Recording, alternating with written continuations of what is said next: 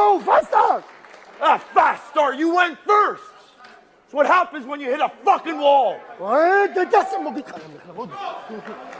All right, all tuned in.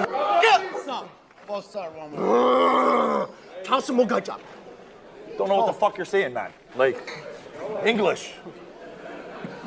Yeah, what? Means nothing to me.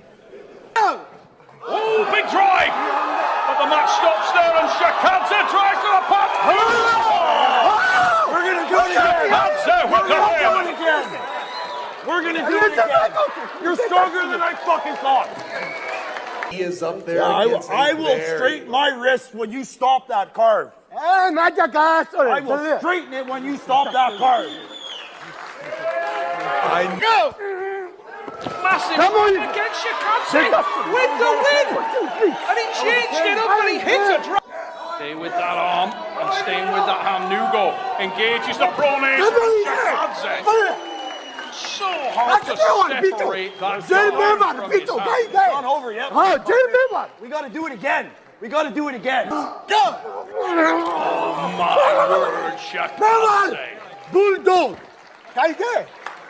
And I'm not a master when it comes to the English language, but I'm pretty sure I heard bulldog.